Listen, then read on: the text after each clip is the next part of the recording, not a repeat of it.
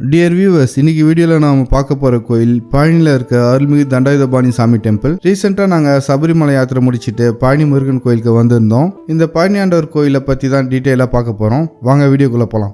முருகரோட அறுபடை வீடுகளில் இது 3வது வீடாக சொல்கிறாங்க. கோயில்கிட்ட வந்ததும் நம்ம பழனின்ற சைன் போர்டு நம்மளை வெல்கம் பண்ணுது. குன்று மேலே இருக்க கோயிலோட அழகை தான் இப்போ நீங்கள் பார்க்குறீங்க. இந்த ரூட்டில் தான் கோயிலுக்கு போனோம்.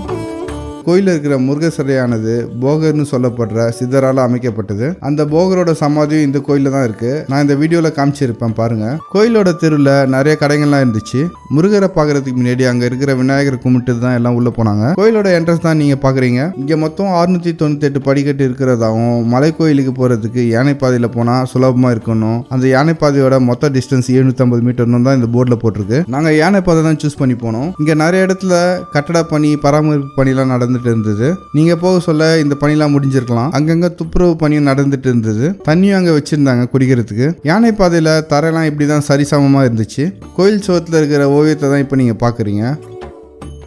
பக்தர் ஒருத்தர் காவடியை தூக்கிட்டு போறதா இப்ப நீங்க பாக்குறீங்க. கோயிலோட கோபுரம்லையும் பராமரிப்பு பணி நடந்துட்டு இருக்குது. இங்க ஃப்ரீ தரிசனம், அதுக்கப்புறம் 100 ரூபாய் பே பண்ணி தரிசனம் பார்க்குற வசதி இருக்கு. இந்த கோயிலோட வரலாறு பாத்தீங்கன்னா, ஒரு டைம் நாரதர் ரொம்பவே அரிதா கிடைக்கக்கூடிய ஞானப்பழத்தை சிவனுக்கு கொடுக்க கொண்டு வந்திருந்தாரு. அப்போ அங்க இருந்த உமையால் அந்த ஞானப்பழத்தை தன்னோட மகன்களான முருகருக்கும் விநாயகருக்கும் பகிர்ந்து கொடுக்குமாறு கேட்டுக்கிட்டாங்க. ஆனா அப்ப அங்க இருந்த சிவன் ஞானப்பழத்தை பகிர்ந்து கொடுத்தா அதோட தனித்துவம் போயிடணும், அதுக்காக 2 பேருக்கும் ஒரு போட்டி வச்சு அந்த போட்டியில யார் ஜெயிக்கிறாங்களோ அவங்களுக்கு அந்த பழத்தை கொடுக்கலாம்னு சொல்லியிருந்தாரு. அந்த போட்டிப்படி பார்த்தீங்கன்னா, இந்த உலகத்தை யார் முதல்ல சுற்றி வராங்களோ அவங்களுக்கு தான் அந்த ஞானப்பழம் போய் சேரும்ட்டு சொல்லியிருக்காங்க.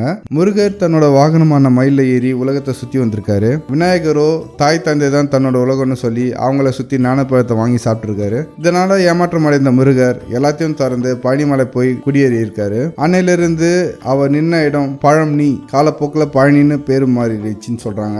100 ரூபாய் டிக்கெட் வாங்கினவங்க போற கியூ தான். இங்கேயும் திருப்பதி மாதிரி சேம்பராக தான் ரிலீஸ் பண்ணி சாமி பார்க்க அலோவ் பண்ணுறாங்க. இப்போ இந்த கோயிலில் இருக்க பழங்கால பெயிண்டிங்கை தான் இப்போ நீங்கள் பார்க்குறீங்க. போகரோட சமாதியும் இங்கே தான் இருக்குது. அதுதான் இப்போ நீங்கள் பார்க்குறீங்க.